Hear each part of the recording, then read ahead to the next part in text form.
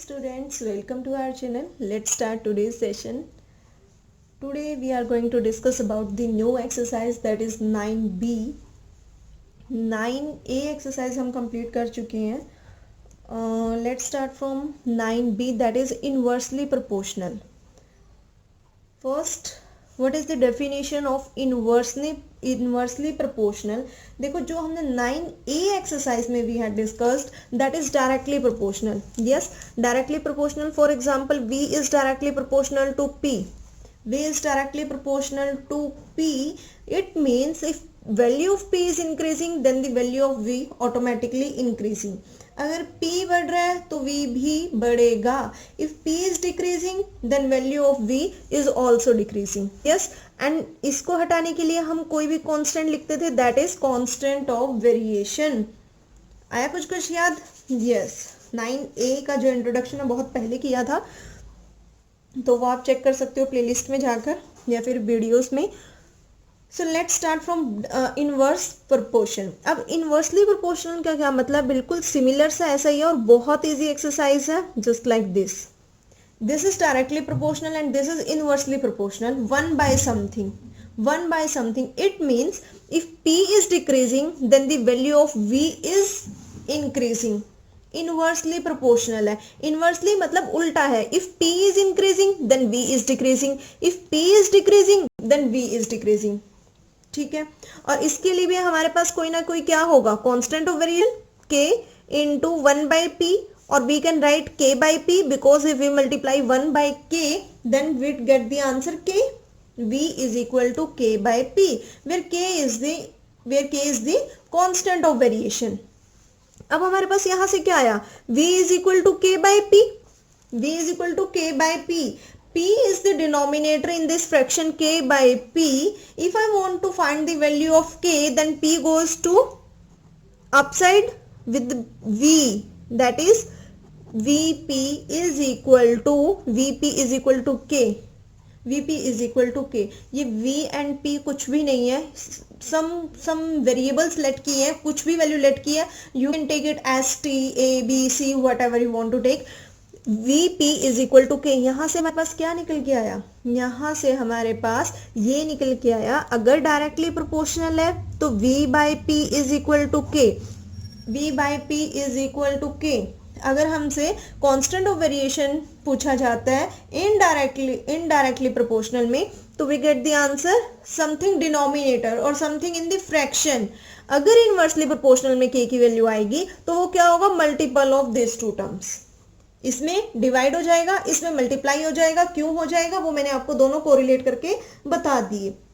Directly proportional का sign है, मतलब अगर ये इंक्रीज हो रहा है तो ये भी इंक्रीज होगा, ये डिक्रीज हो रहा है तो ये भी डिक्रीज होगा. जो इस पर इफेक्ट पड़ रहा है वही दूसरे पर पड़ेगा. इसमें उल्टा हो जाता है, जो भी इफेक्ट पी पर पड़ेगा वी पर उससे उल्टा पड़ेगा. क्लियर हो गया? ठीक है. अब हमारे पास यहाँ तो क्या होता है? v by P is equal to constant of variation होता है. यहाँ vp is equal to some constant of variation होता है, that is the multiplication of any two terms. एक बार डेफिनेशन देख लेते हैं जो हमारी बुक में पेज नंबर 144 पर है. Any inverse variation, inverse variation बोल लो और प्रोपोर्शन या फिर उसको प्रोपोर्शन में बोल लो, is indicated when two quantities are so related that. जो भी दो क्वांटिटीज होंगी, जो भी दो वैल्यूज होंगी, वो कैसे इनवर्सली प्रोपोर्शन होगा या इनवर्स वेरिएशन होगा? First is an increase in one causes a corresponding decrease in the other और वाइस वर्सा. यानी अगर एक में इंक्रीज हो रहा है an increase in one causes, तो दूसरे में क्या होगा? Decrease in the other. एक में इंक्रीज हो रहा है तो दूसरे में डिक्रीज होगा, और vice versa means if the decrement in the first quantity, then increment in the second quantity. अगर फर्स्ट वाला इंक्रीज हो रहा है सेकंड वाला डिक्रीज, वाइस वर्सा. अगर फर्स्ट वाला डिक्रीज हो रहा है तो सेकंड वाला इंक्रीज होगा, मतलब उल्टा हो जाएगा. ठीक है, ऐसे तो बताया था. Second is the ratio of any to values of one quantity is the inverse of the ratio of the corresponding values of the other. The ratio of any to values मतलब दो की रेशियो, अगर एक quantity में दो values हैं जो उनकी रेशियो वो किसके इनवर्सली प्रोपोर्शनल होगी? जो दूसरी वैल्यूज हैं उनके रेशियो के. जब हम क्वेश्चंस करेंगे, कोई बात नहीं, डेफिनेशन नहीं समझ आई कोई फर्क नहीं पड़ता. सिर्फ क्या याद रखना है? कि इनवर्सली प्रोपोर्शनल में 1 बाय समथिंग आता है, डायरेक्टली प्रोपोर्शनल में डायरेक्ट आता है, उसमें 1 बाय समथिंग नहीं आता। डायरेक्टली प्रोपोर्शनल में जो इफेक्ट दूसरे पर पड़ता है वही पहले वाले पर पड़ता है, इनवर्सली प्रोपोर्शनल में उल्टा पड़ता है। इनवर्स, इनवर्स से ही पता लग रहा है उल्टा, बस और कुछ नहीं याद रखना। लेट्स मूव, अरे भाई क्या हो गया, चलो अब हमारी एक्सरसाइज 9B, बहुत इजी एक्सरसाइज है, 9A की तरह ही है, बहुत इजी है। First is state the relationship between the given variables as an equation using k for the constant of variation। k को हमें constant of variation रखना है और state the relationship between the given variables, जो ये हमें variables given है इनके बीच में हमें relations बताना है। फर्स्ट का A part, the volume V, volume को किससे डिनोट करना है, V से। The volume V of a gas at a fixed temperature varies inversely, inversely बोल दिया, inversely as the pressure P, as the pressure P। देखो कुछ भी नहीं करना, कुछ भी in the sense the volume V, volume V से डिनोट करना है, प्रेशर को P से डिनोट करना है और इन दोनों को इनवर्सली प्रोपोर्शन में लिखना है। So much easy, so much easy. Volume को V से डिनोट करना है, प्रेशर को P से डिनोट करना है, इसको इनवर्सली प्रोपोर्शन में लिखना है, तो हम क्या लिखेंगे, V is inversely proportional to P। ऐसे नहीं बोलेंगे V is inversely proportional to 1 by P, नहीं, अगर 1 बाई P बोलेंगे तो वो तो फिर डायरेक्टली प्रोपोर्शन ही हो जाएगा। V is inversely proportional to, V is inversely proportion to P। if I want to change this sign, then क्या करना पड़ेगा, एक कांस्टेंट लिखना पड़ेगा, that is k, we have to write some constant। अगर मुझे ये साइन हटाना है तो, और कांस्टेंट k से ही डिनोट करना है, इन्होंने बोला है k for the constant of variation, तो बस हो गया आंसर। था कुछ इसमें, बिल्कुल भी नहीं था। B part, the current I, current को किसे डिनोट करना, I से, in an electrical circuit of fixed voltage varies inversely as the resistance R। कैसे लिखेंगे, कैसे लिखेंगे, I करंट है, inversely proportion to R, this implies I is equal to K by R, I is equal to K by R। Third part, the height h of a cylinder of fixed volume varies inversely as the area A of the base। क्या लिखना है, height h, small h लिखा हुआ, small h ही लिख देते हैं, और area के इनवर्सली प्रोपोर्शनल है, तो h is inversely proportional to A, this implies h is equal to K by A, where K is the constant of variation। D part, the frequency f of an electromagnetic wave is inversely proportional to the length L of the wave। frequency f inversely proportional to the length, this implies f is equal to K by L। अगर question में small f and small h या small l given है तो we have to denote the small letters. अगर कोई capital letters given है तो हम कैपिटल ही लिखेंगे।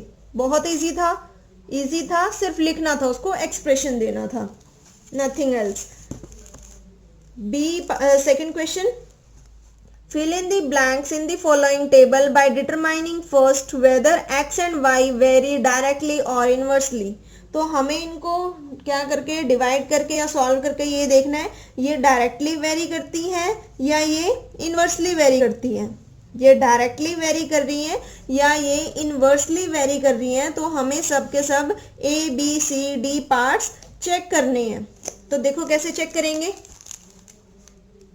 सेकेंड का A पार्ट कैसे चेक करेंगे, क्या गिवन है, x by y is equal to 3 by 11 is equal to 6 by 22। कैसे चेक करते थे, पहले इनको डिवाइड करते थे। If the answer remains same that is it is in the varies directly, वो डायरेक्टली वेरी करता है। x by y first is 3 by 11, 3/11 is equal to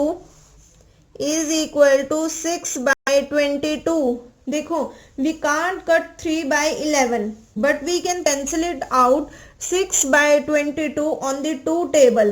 That is 2 3s are 6, 2 1s are 2, 2 1s are 2. 3/11 is equal to 3/11. 3/11 is equal to 3/11. So it varies directly. दोनों का answer same आ रहा है divide करते ही किया था 9A में. It varies directly. Now देखो 3/11 हो गया, ये तो इनको डिवाइड करके 3/11 आएगा. इसको क्या मान लें, नथिंग एल्स. यहाँ x है because we have to find the value of this question mark. x/33. अब इन दोनों को इक्वल रखेंगे ना, इन दोनों को इक्वल रखेंगे. 6/22 is equal to x/33. Therefore 6/22 is equal to x/33 है ना.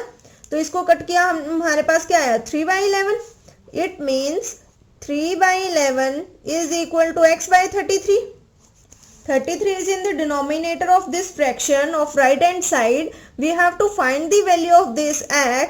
Then 33 goes with 3. 33 3 के साथ जाएगा तो मल्टीप्लाई होगा. 11 1 जा 11, 11 3 जा 33. x की वैल्यू कितनी आ गई, 3 3 जा 9. Value of x is equal to 9. x की वैल्यू 9 आ गई. अब हमें पता लग गया यहाँ क्या आएगा, 9 आएगा. इन दोनों को ले लेते हैं हम. 9/33 इज इक्वल टू 27/x. अब इसको x मान लो. क्या लेंगे, 9/33 इज इक्वल टू 27/x. अब x को देखो, x is in the denominator. अगर मैं इसको 9 के साथ ले जाती हूँ तो 9x इज इक्वल टू 27. और जो ये 33 9 के साथ डिनोमिनेटर में था, when it goes upside it goes multiply with 27. That is 27 into 33. Yes, ये इसके साथ चला गया, ये इसके साथ चला गया. अब 9 is extra with x. It goes down. That is in the denominator of right hand side. 9 1 are 9, 9 3 are 27. x is equal to 33 को 3 से मल्टीप्लाई करेंगे, we get the answer 99. Clear हो गया यहाँ तक. अब इसकी भी वैल्यू पता लगी 99. इसकी वैल्यू निकालनी है. सिमिलरली निकाल सकते हैं. अब जरूरी नहीं है हमें this by this is equal to this by this ही रखना है, कि जैसे 27/9 और x/880 ही रखना है. जरूरी नहीं है. जब ये सारे फ्रैक्शंस इक्वल आ रहे हैं तो इसका मतलब क्या है कि मैं 3/11 को भी इसके इक्वल रख सकती हूँ. 3/11 को इस लास्ट वाले पार्ट के इक्वल रख सकती हूँ. या फिर हम क्या रख सकते हैं, 6/22 को x/880 रख सकते हैं. किसी को भी किसी के इक्वल रख के वैल्यू निकालेंगे, we get the same answer. जैसे 3/11 को 3/11 इज इक्वल टू x/880 रखते हैं. x तो यही है. 3 into 880 divided by 11. यही होगा. 880 goes with the x and get multiplied. 11 1 is 11, 11 8 is 88, 0.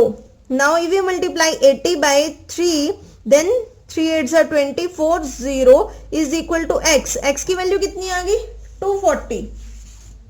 x की वैल्यू कितनी आ गई, 240. You can check the answer from your book at the last. ठीक है. तो आंसर हमारे पास सेम आएगा. अगर सबसे पहले हमने क्या किया, इन दोनों फ्रैक्शंस को जो हमें गिवन थे x/y इज इक्वल टू 3/11, उसको किसके इक्वल रखा, 6/22 के. जब हमने इसको कैंसिल आउट किया, ये देखा कि 3/11 फर्स्ट वाले में भी 3/11 फर्स्ट वाले में भी आंसर आ रहा है, 3/11 सेकेंड वाले में भी आंसर आ रहा है. तो सेम आंसर आ रहा है x/y करने के बाद. क्योंकि मैंने आपको क्या बताया था, डायरेक्टली वेरिएशन जो हमारे पास डेफिनेशन थी, अगर दोनों को डिवाइड करते हैं, इसमें डिवाइड करते हैं ना x/y या v/p, जिसको भी डिवाइड करना है, whatever be the quantity is there is, है ना. तो डिवाइड करने के बाद इसका आंसर और इसका आंसर सिमिलर आ रहा है, 3/11 और 3/11 आ रहा है. It means these are in the direct proportion. अगर ये डायरेक्टली प्रोपोर्शन है और इसका आंसर मुझे निकालना है, चाहे आप x/22 लेके इसको इसके इक्वल रख दो इस फ्रैक्शन के, या फिर आप 3/11 के साथ इसको इसके इक्वल रख दो, सेम आंसर आएगा. और अगर आपको 27/x निकालना है तो 3/11 से भी निकल जाएगा. 6/22 से भी निकल जाएगा, और जो इसका आंसर आया था हमारे पास 9/33 से भी इसका आंसर निकल जाएगा। हम किसी भी फ्रैक्शन को लेकर इसका आंसर नेक्स्ट वाले का फाइंड आउट कर सकते हैं। होप सो क्लियर हो गया होगा। यस, सेकेंड जो इसका बी पार्ट है, B part x by y करेंगे कितना आएगा 30/6। x बाय वाई किया तो कितना आ रहा है 30/6। 30/6 की वैल्यू फाइंड आउट करेंगे कितनी आएगी 30/6 की, जस्ट वेट,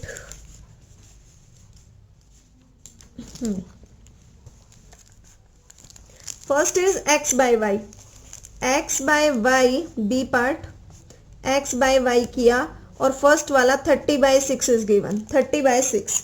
यस, 30/6 को मैंने डिवाइड कर दिया, मैंने डिवाइड करके देखा किसके टेबल पर कट करूं, 1 2 पर ही कर देती हूँ, है ना। 2 1 जा 2, 2 5 जा 10, 2 3 जा 6, 3 1 जा 3, 3 5 जा 15, यानी 5/1 आ रहा है। पहले मैंने 2 पर किया फिर 3 पर किया, ठीक है। कितना आ रहा है 5/1। अब इसको किसके इक्वल रखना है, नेक्स्ट वाले फ्रैक्शन के इक्वल, बिल्कुल वैसे ही कर रहे हैं जैसे हमने ए पार्ट किया था। 20/4, 4 1 जा 4, 4 5 जा 20, कितना आ रहा है फिर से 5/1 आ रहा है। इसमें भी 5/1 था, इसमें भी 5/1 है, तो दोनों का आंसर 5/1 आ रहा है। सो इट वेरीज, बताओ जल्दी, it varies directly, it varies directly, ये डायरेक्टली वेरी कर रहे हैं, इट वेरीज डायरेक्टली। अब हमें क्लियर हो गया कि इसका आंसर भी 5/1 है, इसका आंसर भी 5/1 है, इट डायरेक्टली इज वेरी। तो क्या कर दूं, 5/1 इज इक्वल टू 15/x, यही तो होगा, 5/1 इज इक्वल टू 15/x। अब आप कहोगे 5/1 कहां से आया भाई, 20/4 लिख लो तब भी तो इसको कैंसिल आउट करके 5/1 आएगा, तो मैंने डायरेक्ट 5/1 लिख दिया। अगर आप 20/4 लिखोगे तो भी कोई प्रॉब्लम नहीं है, बाद में आपको उसको कैंसिल आउट करना पड़ेगा। Now find the value of x, 5x, x 5 के साथ मल्टीप्लाई में चला जाएगा और 1 को 15 के साथ मल्टीप्लाई में कर देंगे, तो this implies x is equal to 15 1 जा 15, 5 इज एक्स्ट्रा विद x, तो 5 डिनोमिनेटर में आ जाएगा, 5 1 जा 5, 5 3 जा 15, x की वैल्यू कितनी आ गई 3, यानी इस x की वैल्यू कितनी आ गई 3, x की वैल्यू 3 आ गई। अब अगर ये वाला निकालना है तो इसको भी 5/1 के इक्वल रख दो, 5/1 इज इक्वल टू, अब इस क्वेश्चन मार्क को x मान लो, x/2, x की वैल्यू फाइंड आउट करनी है, इसको उस साइड ले जाओ, 5 into 2/1 is equal to x, 5 2 जा 10/1 इज इक्वल टू x। अब डिनोमिनेटर में 1 लिखो ना लिखो, इट मीन्स x की वैल्यू कितनी आ गई 10 आ गई, x की वैल्यू 10 आ गई, तो इसका आंसर कितना आ गया 10। अब इसको फिर से 5/1, 5/1 को किसके इक्वल रख लो, x/1 के, therefore 5/1 is equal to x/1, कितना आ जाएगा 1 इसके साथ मल्टीप्लाई होगा, 1 डिवाइड में 1 x, 5 is equal to x, x की वैल्यू कितनी आ गई 5/1। थोड़ी सी कंफ्यूजन कहाँ लग रही होगी, सबको मैंने 5/1 के इक्वल क्यों रख दिया, मत रखो मत रखो, किसने कहा आपको सबको 5/1 के इक्वल रखो। अगर आपको इसकी वैल्यू फाइंड आउट करनी है, 15 इसकी वैल्यू कितनी आई थी 15/3, यहाँ 3 वैल्यू आई थी, अगर आपको यहाँ 15/3 रखना है, 15 divided by 3 is equal to x divided by 2।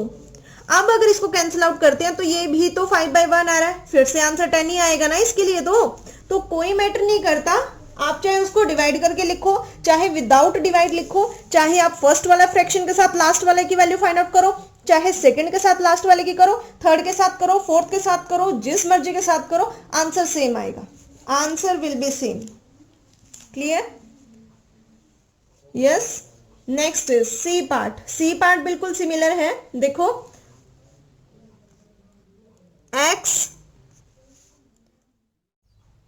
x by y, 2/48, 3/, 4/24, x/16, 8/, don't know क्या है value.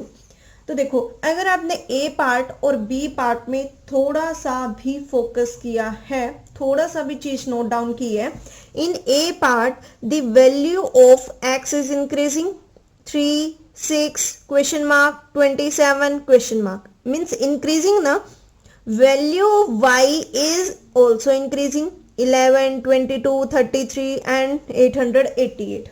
Both the values of x and y are increasing. In B part, value of x is decreasing. X 20, 15 question mark question mark. Value of y is also decreasing.